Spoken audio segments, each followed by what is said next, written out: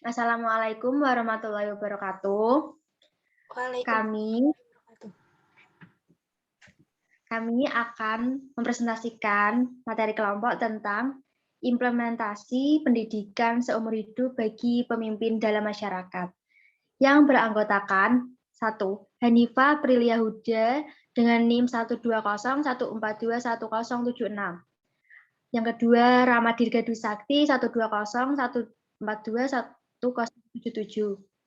Rida Asi Asyifa Rihadatul 12014211078, Elinda Fadila Agustin 12014211079, dan saya Mita Novita Dewi dengan NIM 12014211080. Untuk selanjutnya akan dijelaskan oleh presentator dari kelompok kami. Silakan.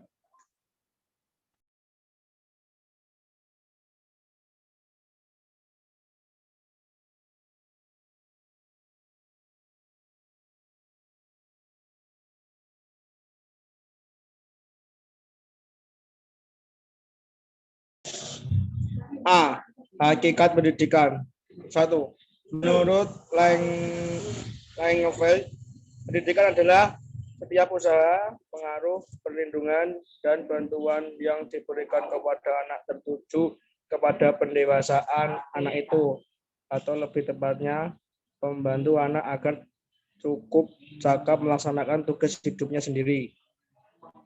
2. Menurut John Dewey, pendidikan adalah proses pembentukan kecakapan fundamental secara intelektual,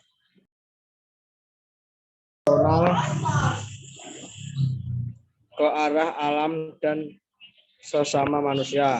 3. Menurut Cici Rao Xiao, pendidikan adalah memberi kita pembelakangan yang ada pada masa kanak-kanak sampai remaja, yang nanti akan dibutuhkan kepada saat kita dewasa nanti. 4. Menurut Ki Hajar Dewantara, pendidikan yaitu tuntunan di dalam hidup tumbuhan anak-anak. Dalam maksudnya pendidikan yaitu menuntun segala kekuatan kodrat yang ada pada anak-anak itu agar mereka sebagai manusia dan sebagai anggota masyarakat dapatlah mencapai keselamatan dan kebahagiaan setinggi-tingginya.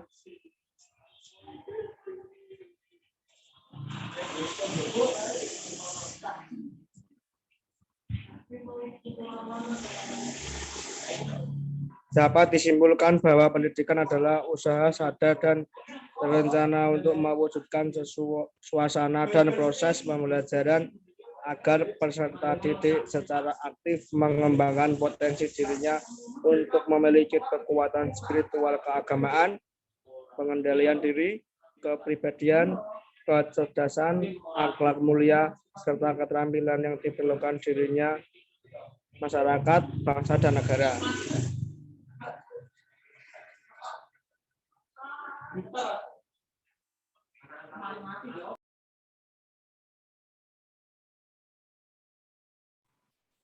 B. Pengertian pendidikan seumur hidup.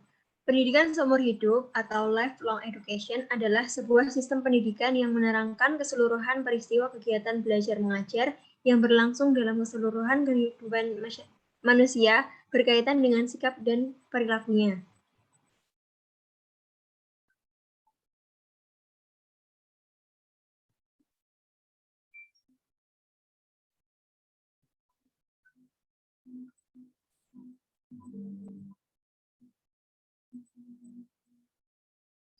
C. Tujuan dan pentingnya pendidikan seumur hidup.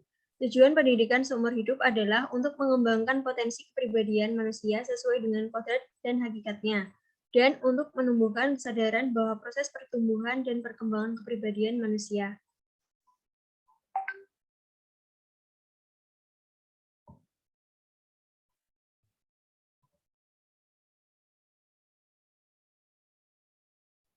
Delapan dasar pemikiran pendidikan seumur hidup dapat ditinjau dari beberapa aspek. Yang pertama, aspek ideologi. yaitu PSH akan memungkinkan seseorang mengembangkan potensinya sepanjang hidupnya, karena pada dasarnya semua manusia lahir di dunia mempunyai hak yang sama, khususnya untuk mendapatkan pendidikan dan peningkatan pengetahuan serta keterampilannya. Yang kedua ada aspek ekonomi, yaitu pendidikan seumur hidup adalah cara paling efektif untuk keluar dari kebodohan dan menyebabkan kemelaratan. Yang ketiga, ada aspek sosiologi, yaitu pendidikan seumur hidup merupakan solusi bagi anak-anak yang kurang mendapatkan pendidikan formal atau tidak bersekolah sama sekali, dan memberikan pengertian kepada anak-anak berkaitan dengan pemecahan masalah dalam hidupnya ketika berkawan atau bersosialisasi.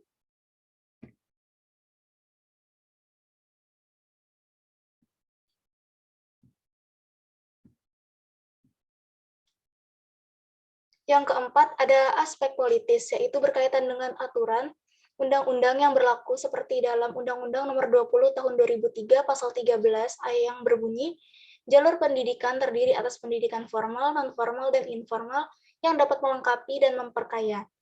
Yang kelima, ada aspek teknologis, yaitu berkaitan dengan ilmu pengetahuan dan keterampilan dalam menguasai teknologi agar tidak tertinggal.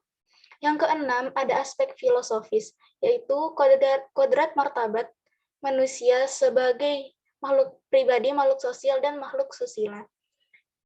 Yang ketujuh, ada aspek psikologis, yaitu psikologis berkaitan dengan menanamkan motivasi atau dorongan dari dalam yang kuat dalam diri anak untuk belajar terus-menerus sepanjang hidupnya. Yang kedelapan, ada pedagogis, yaitu pedagogi berkaitan dengan seni belajar untuk memberikan skill kepada individu agar bisa berkualitas dan adaptif terhadap perubahan.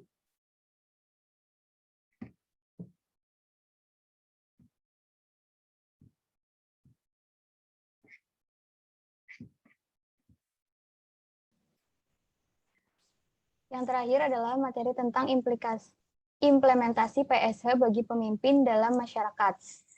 Yang pertama, hendaknya seorang pemimpin harus mampu menggabungkan pengetahuan dari berbagai macam keahlian.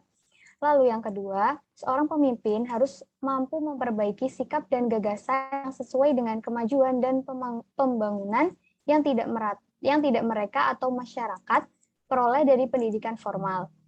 Dengan memprioritaskan anggota masyarakat, mulai dari anggota masyarakat kelompok petani yang membutuhkan program pendidikan secara intensif berupa program pendidikan baca tulis fungsional, lalu kelompok remaja yang putus sekolah, sehingga membutuhkan pendidikan yang kultural dan kegiatan yang rekreatif yang bersifat remedial, lalu kelompok pekerja yang berketerampilan yang membutuhkan pendidikan kejuruan teknik. Selanjutnya, para teknisi dan golongan profesional yang harus terus mengembangkan pendidikan seumur hidup agar selalu menambah pengetahuan dan keterampilannya. Dan yang terakhir, kelompok masyarakat yang sudah tua yang membutuhkan pendidikan ilmu pengetahuan dan teknologi karena perkembangan teknologi yang cukup pesat. Untuk selanjutnya, saya kembalikan ke moderator. Terima kasih. Sekian dari presentasi kelompok kami. Kurang-kurangnya kami mohon maaf. Wassalamualaikum warahmatullahi wabarakatuh.